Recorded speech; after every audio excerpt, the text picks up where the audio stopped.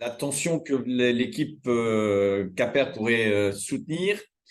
Voilà, ne jamais oublier de rappeler à voir le réel et les réalités que nous vivons, avec la fameuse question que voyons-nous? Voilà, avec en partie que ce soit dans nos pastorales et et dans la vie des hommes. Il y avait aussi la question qu'on pourrait travailler le lien entre le rapport entre économie et écologie. Hein, on voit bien qu'on se frappe à ces questions-là et que selon les uns et les autres, il y a deux mondes qui ne se croisent pas.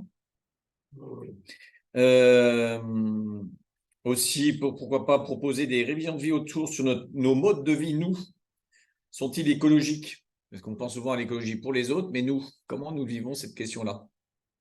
En tant que prêtre, en tant que religieuse, voilà.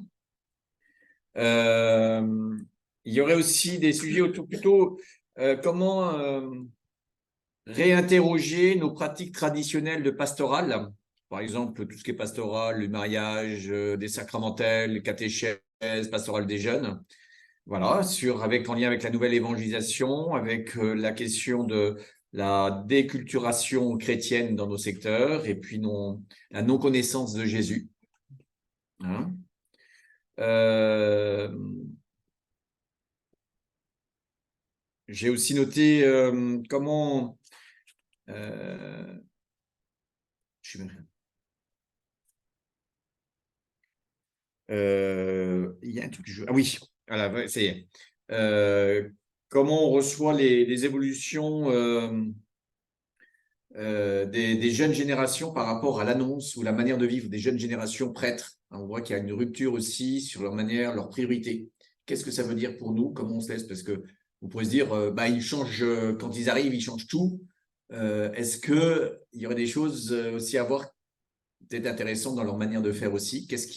En quoi ça nous interpelle? À quoi ça nous invite? Ça provoque comme notre conversion? Voilà. Et puis, on avait noté aussi peut-être à réfléchir qu'il y a des questions qui sont de fond, qui sont communes aujourd'hui dans toute notre pastorale, que ce soit rurale ou urbaine, ou même de quartier populaire. Par exemple, la pastorale des jeunes. Les jeunes, en réalité, ils ont des points communs, que ce soit dans le rural ou dans la ville, les réseaux, les activités à l'extérieur. Bon. Et c'est intéressant par contre, ça permettrait peut-être de construire après, même si après il y a des réponses différentes, mais au niveau animation, ben, on pourrait faire venir les mêmes intervenants et ça permettrait peut-être d'avoir deux lieux et deux dates différentes pour la même session et donc toucher plus large. Hein, parce que on peut aller selon les dates ou selon les distances pour rejoindre. Voilà.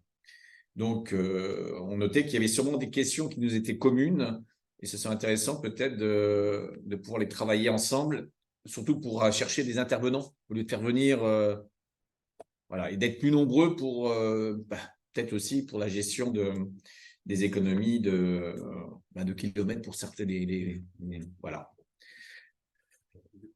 et plus écologique peut-être, clairement de distance, voilà. Euh, et puis donc, il y avait une dernière question autour des retraites. Voilà.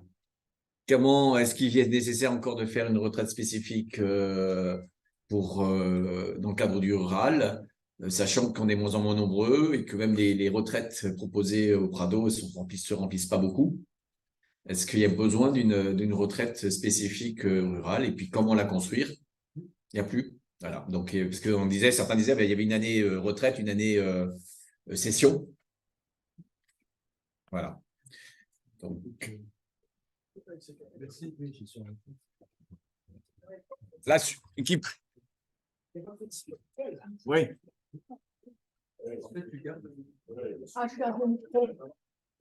Et on prend comme ça le micro avec Phil ici. D'accord. Le cultis.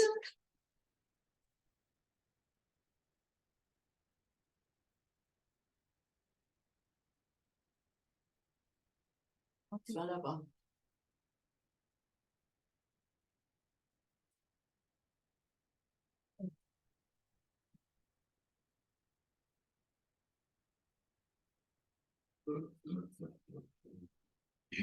Alors, ce qu'on attendrait, ça marche. Ce qu'on attendrait, voilà, du CAPER, donc c'est vraiment que ces sessions, c'est à maintenir, quoi. Vraiment, c'est organiser cette session pour se retrouver en famille. Il y a une attente aussi de faire un retour de cette session, d'avoir un outil qu'on puisse diffuser. D'où la recherche d'antennes pour diffuser. Et quel lien le Prado a avec la pastorale en rural. Donc, ce qu'on attend aussi, c'est que le groupe soit peut-être collecteur de ce qui existe et puis de toutes les expériences qui existent, comment s'en servir, comment diffuser. Pour soutenir aussi les personnes qui sont sur le terrain. Et puis, avec ce qui aura été recueilli, faire comme une espèce de boîte à outils qui peut être partagée. Hein, dire, bah, tiens, sur tel lieu, il s'est vécu ça, ils s'y sont pris comme ça. Bon, ben, pas peine de tout recréer, quoi, de se passer les... Après, sur le fond, je ne sais plus comment c'est la deuxième question, c'est les thèmes. Voilà. Alors, on a bien été rappelé que le Prado est une grâce pour l'Église. Donc, c'est une manière d'être présence d'Église. Donc, c'est peut-être travailler ça par rapport au problème de l'écologie. Rechercher, on a pas mal parlé, qu'est-ce que c'était que la grâce du Prado. Donc, c'est travailler tout ça, peut-être, voilà, je ne sais pas ce qu'on était. Alors, creuser l'originalité du charisme du Père Chevrier et du Prado sur cette présence d'église en rural. Oui, cette présence d'église. D'autre part, il y a aussi le Père Chevrier conseille connaître et faire connaître, aimer et faire aimer. Donc, cette spiritualité apostolique du Père Chevrier, comment la travailler? Parce que l'écueil qu'on se dit, comment ne pas faire du prosélytisme? Comment respecter les chemins de l'autre? Donc, c'est cette coordination, enfin, voilà, qu'on dirait, ça, c'est peut-être une chose, un thème à travailler. C'est bon, Guy, j'ai dit? Parce que je n'en avais pas trop préparé. Tu veux rajouter? C'est bon.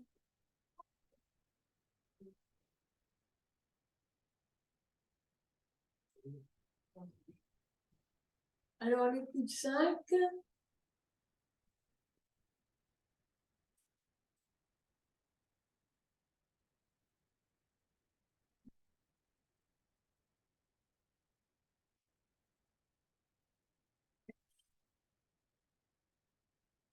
Alors, la première chose qu'on a dit, c'est que ça nous semblait, enfin, c'était un souhait, que quelqu'un du Prado continue d'aller à la commission nationale pour le monde rural, la commission des évêques, comment vous l'appelez?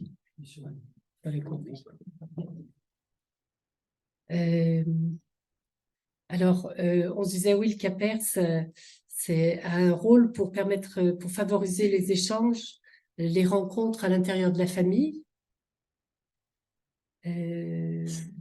Voilà. Alors, on a dit plein de choses, en fait, hein, donc je vais vous dire au fur et à mesure.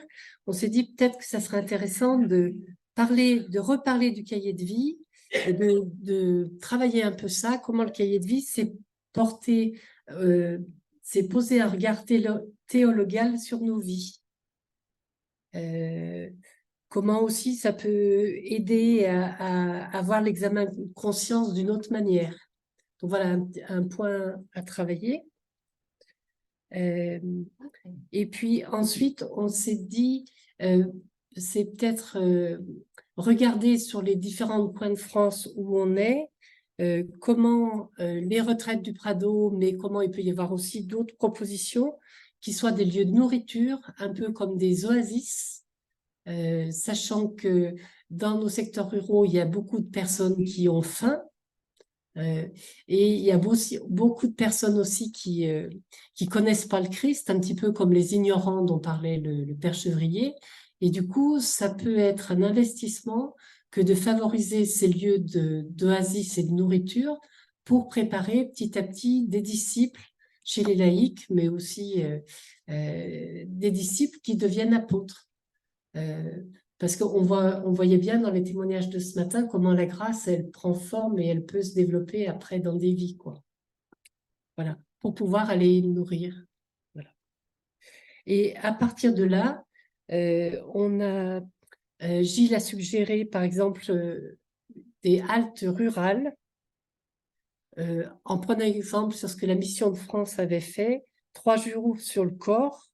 Donc le corps avec le travail du kiné, mais aussi le corps social, comment on y participe, et aussi le corps ecclésial. Donc voilà, pourquoi pas 3 jours quelque part l'été d'une halte rurale pour travailler un point particulier.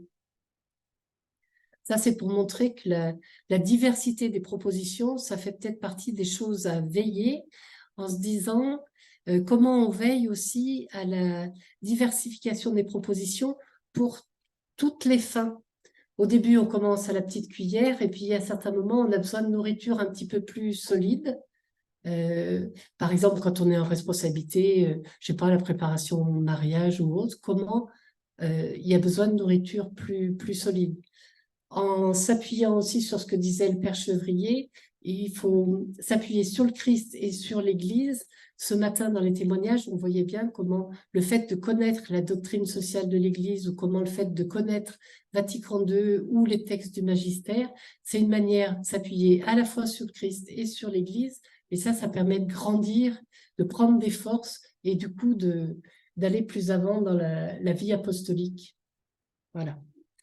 Alors, des idées de thèmes, on en a plein. Donc, on a eu la nourriture, en pensant à leur nourriture alimentaire, comment on se nourrit actuellement, mais nourriture relationnelle, et ça peut être un angle d'attaque, comme on disait, intéressant, nourriture relationnelle et nourriture spirituelle.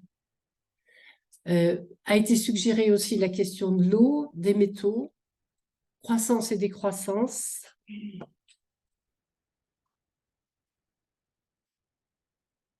Voilà. Alors, on se disait, le rôle du CAPER, c'est de favoriser les connexions entre la vie en rural et ce qu'impulse le Prado général ou le Prado de France.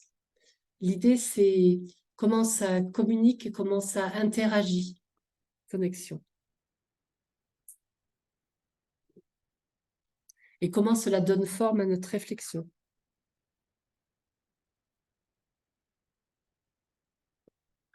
Alors, la ligne de fond, c'est dans cette histoire de la ruralité, oser l'évangile.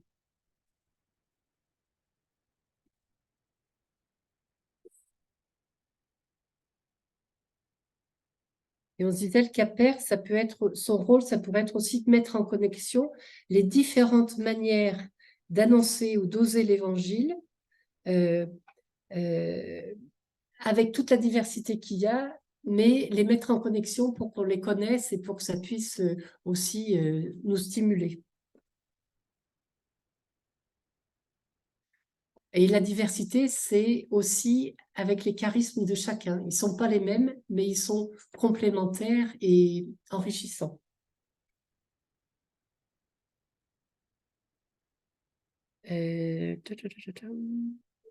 Alors, attention aux nouvelles pauvretés en rural.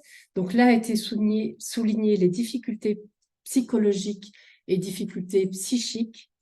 Comment on est attentif, présent à ces personnes en dépression ou en grande souffrance psychique.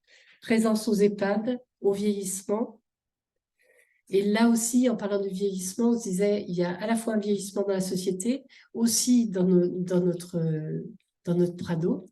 Et comment, par rapport au vieillissement, on est attentif aussi à la nourriture spirituelle qui est nécessaire à cet âge-là et qui peut être particulière ou qui a besoin d'être adaptée. Bon, je ne peux pas tout vous dire, mais je vais terminer en disant, en fait, on a plein de particularités, mais c'est une richesse et l'important, c'est qu'on puisse les connecter. Merci Marie-Claire.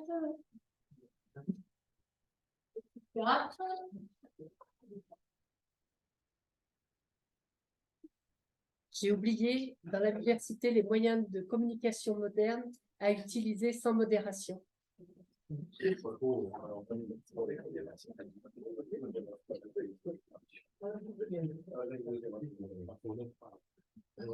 Pour l'équipe 4, il y a des choses qui recoupent déjà ce qu'on a entendu.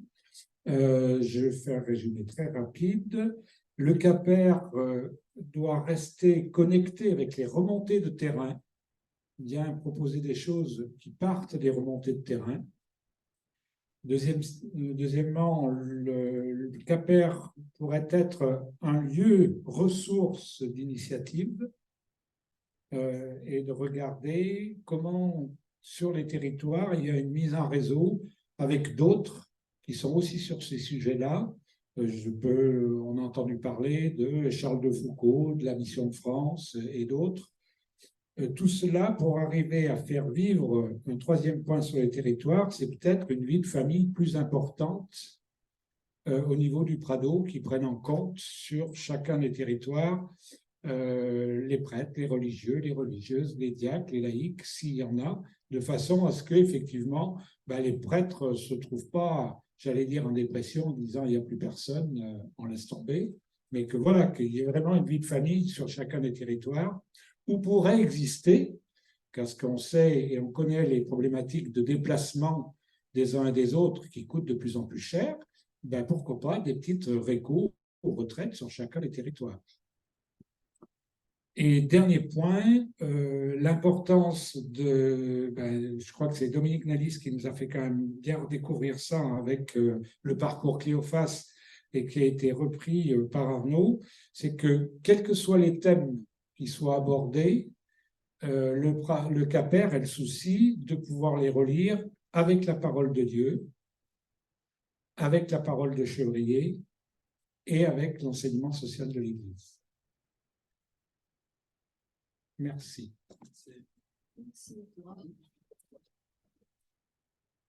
Les membres de l'équipe, c'est bon ou vous y retrouvez?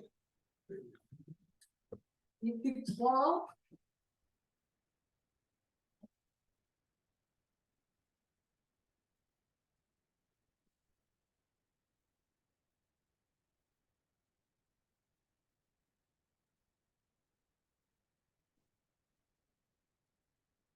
Alors pour nous, c'est surtout permettre de regarder la réalité rurale au regard de l'Évangile et du Prado.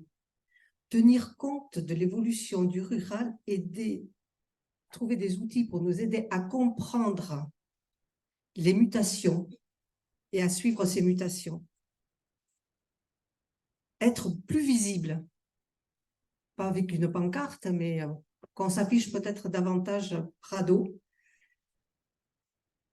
Et continuer surtout les sessions, les rencontres, les échanges, ça c'est vraiment quelque chose qui remonte beaucoup parce qu'on se rend compte que même dans le département, on ignore qui fait partie, qui est qui. Donc pour la communication, l'information qui circule pas toujours comme il faut, à améliorer. Voilà ce qu'on nous a demandé. Merci Marie. L'équipe 2.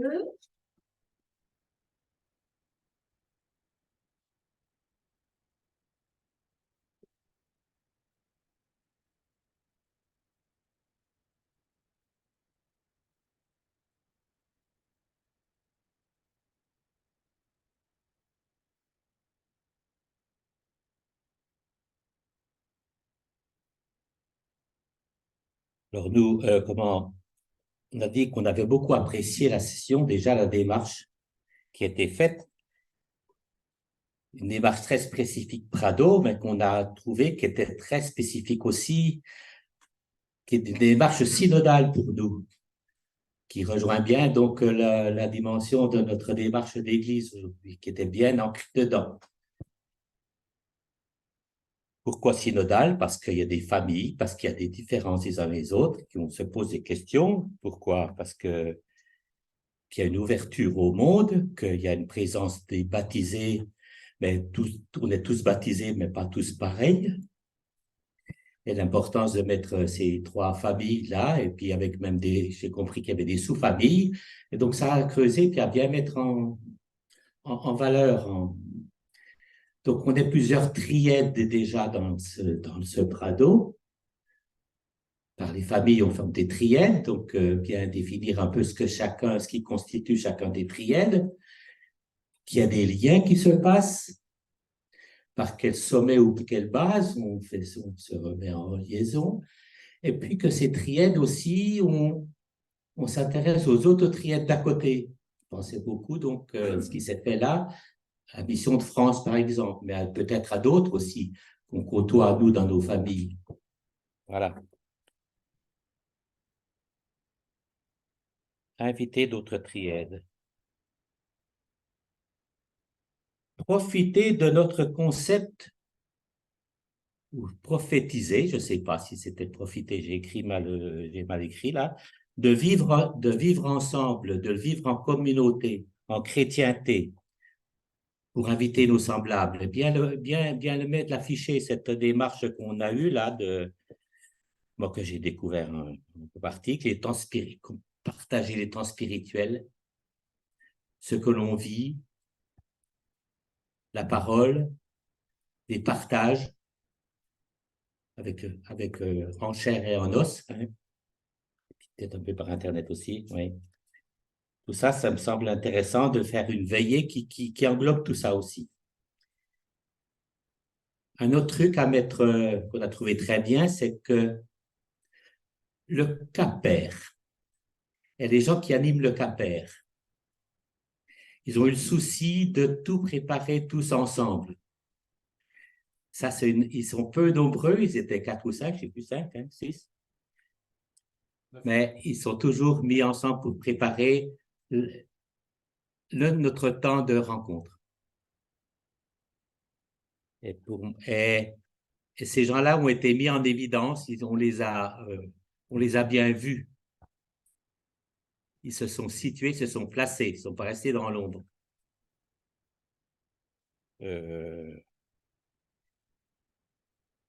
Comment, par rapport aux prêtres, là, on a la question des jeunes prêtres, du manque de prêtres et des jeunes prêtres. Comment le Prado peut aider des plus jeunes prêtres à rejoindre, qui sont dans le rural, à réaliser leur vocation, leur mission? Comment y participer, comment se mettre en lien? C'est peut-être un triède qu'ils n'ont peut-être pas, c'est peut-être qu'il faut qu'ils se mettent en triède aussi, eux, hein?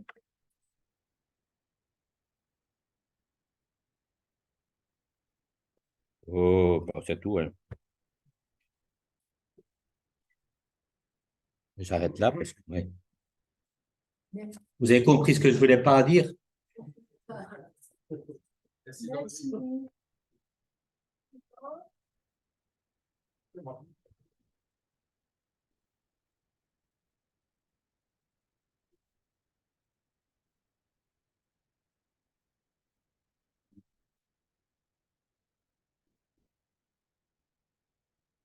Donc, dans notre groupe, le CAPER a permis de se rencontrer car on ne se rencontre pas naturellement. Parfois, c'est difficile. Donc, c'est un lieu de rencontre avec aussi, pour aussi des non-pradosiens.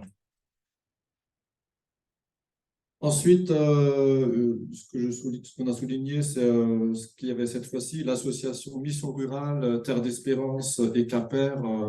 Donc, c'est à continuer en tout cas, de mettre peut-être à plusieurs, ça donne du souffle.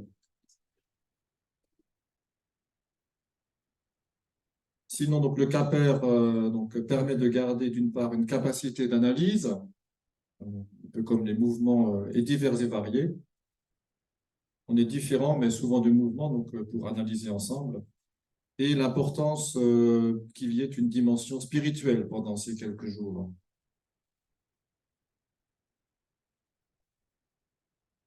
Et que les thèmes abordés soient bien enracinés sur nos territoires. On a simplement noté quelques thèmes possibles. Le commun, le bien commun. Quelqu'un a souligné que le mot dialogue était revenu dans tous les témoignages, enfin, chaque jour. Dialogue et vivre ensemble. Voilà. Merci.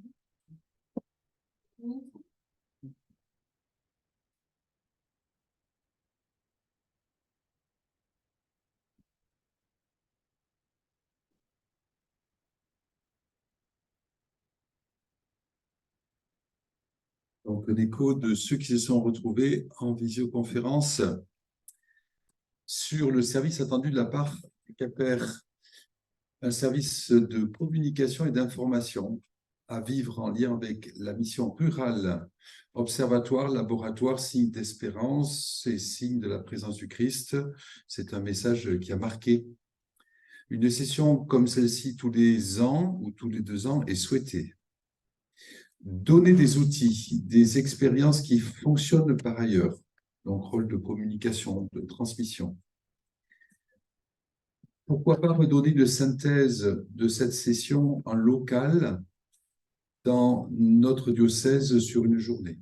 Donc ça, c'est un peu un service de stimuler ce que la famille pradosienne peut faire là où elle est organisée, dans les diocèses, voire l'interdiocèse. Et puis pour les sujets, les thèmes à travailler, je lis un peu ce qui a été cité, l'écologie des jardins et des poulaillers, car les jardins et les poulaillers, beaucoup en ont, non seulement des agriculteurs, mais aussi des particuliers à la campagne. Les néo-ruraux aussi, il y a des jardins partagés. Il y a là un rapport à la terre intéressant qui bouge par rapport au rapport traditionnel. Alors, quand on lit ces sujets, il ne s'agit pas que le CAPER soit une usine à thème à travailler, mais il a bien conscience, le CAPER en tant que petite équipe, qu'il est en réseau avec de nombreux pradosiens très motivés qui sont dans les diocèses et sur le terrain et qui, par leur diocèse, ont d'excellents dossiers qu'ils voient passer et dont ils se nourrissent. Alors, pourquoi pas les partager? Ça, c'est un peu la logique des réseaux sociaux aujourd'hui, la culture nouvelle. Ce que j'aime, je le partage. Donc, si vous aimez un dossier sur le terrain, sur l'un des thèmes, ben, envoyez-le au CAPER. Le CAPER se fera une joie de le ranger dans une bibliothèque à partager, bien sûr, sur les réseaux sociaux.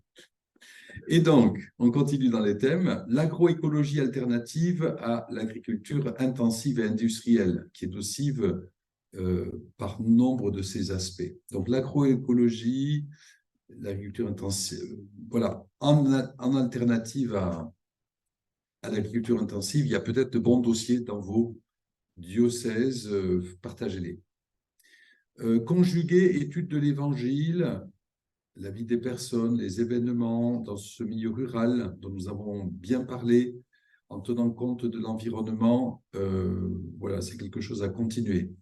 Et puis enfin, dans le prolongement de Laudato Si et de Laudate Deum, les préoccupations des gens, donc la santé à partir de l'alimentaire, le changement climatique, les éco-gestes, les énergies renouvelables.